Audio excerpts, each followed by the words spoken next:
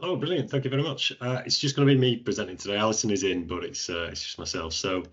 Yeah, thanks for having me today. So, my name's Rob Scargill. I'm the lead curator of the Railway Futures Gallery here at the National Railway Museum in York. I'm here today to share insight on a couple of acquisitions that we were very excited about collecting, but now they've fallen through.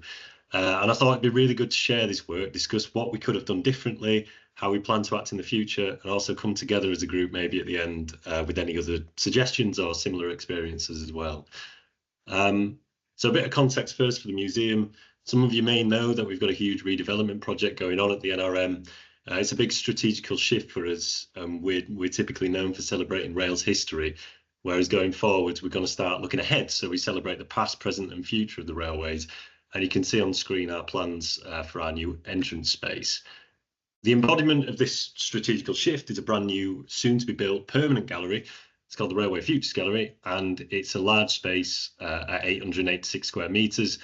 And my role for the past 2 years has been to fill it, so to fill it with new collection of objects.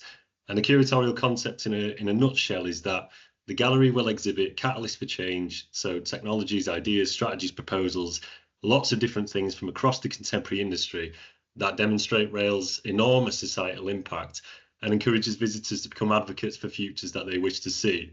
And the big objective of the gallery is to empower visitors to feel like they can take an active role in the present to help deliver the futures that they really care about.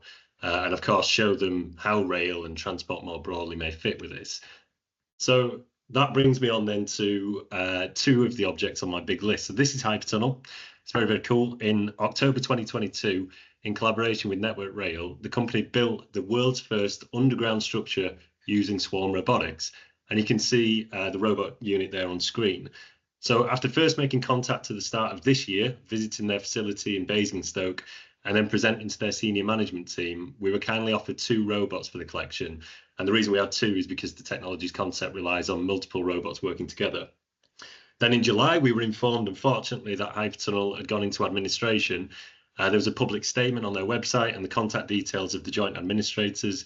But unfortunately, after multiple emails, unsuccessful phone calls, and the signed for letter, we've not received any communication from the administrators to date. This may change, and we're hoping it may, but for now, we don't think that we're going to be able to collect that object. And then like London Buses, this is Magway. This is an awesome startup based in Wembley in North London. The team there had this wonderful idea to take the vast network of disused pipes that we have across the UK, which are typically around 1 metre in diameter, and transform them into an autonomous freight network that uses linear motors. After first meeting with Magway in summer 2023, it's quite a long time ago now, we developed a good relationship and were kindly offered a curved 6-metre section of track, a vehicle and a linear motor for the National Collection. We were at the final stage of organising delivery when things started to go like a bit too quiet. And last month in October 2024, so literally only a few weeks ago, it was officially announced that they had gone into liquidation. So we emailed the external legal team leading on this straight away, and have fortunately received a quick reply, so we're in touch with them. But it's a long way from being guaranteed that we're still going to collect this. So yeah, this experience got us thinking, well, what went wrong and how do we avoid losing such brilliant objects again in the future?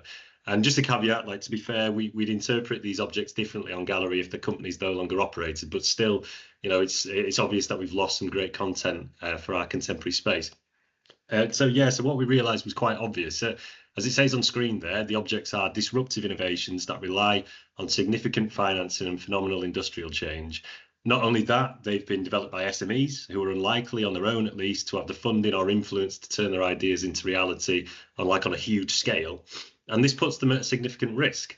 But it also makes them the best objects to exhibit because they're creative innovations that have been developed to change the world, in a really outrageously different way.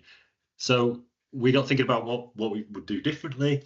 And as with any museum, we have a really meticulous collections process that requires our curatorial staff to develop like a strong relationship with a partner, secure the offer of an object, present this for approval at board level, and then the acquisition is finalised by our collection services team, who ensure appropriate legal agreements are in place, arrange delivery, perform condition checks, and so on. And this process typically takes within 6 to 12 months. And though we can grumble a bit about the work that's involved, it works really well to make sure that our collections policy is adhered to the highest professional standard. But we do have another procedure for exceptional circumstances. And if a partner is going to disappear, for example, if they're going to leave the country and not wish to stay in contact with us, or if they're terminally ill, for example, then we do already have a rapid response collecting procedure that fast tracks the transfer of ownership and delivery of the objects right at the start of the process.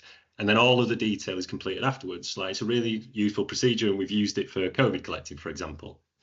So in conclusion, what we realised was that we really would have benefited in these two cases from using the rapid response procedure right from the off. But there was no way at the start of the project that we would have been willing to do this, because the objects, they had donors that were responding to us frequently. They were not in any clear financial trouble. So it's unfortunately just one of those things where we've got a brand new gallery where we're building a contemporary collection with future facing objects, working with donors from across the industry for the first time. And I've learned a valuable lesson. So from now on, we're going to treat all objects that are like this as if they may be at risk. So yeah, that's me. Thank you.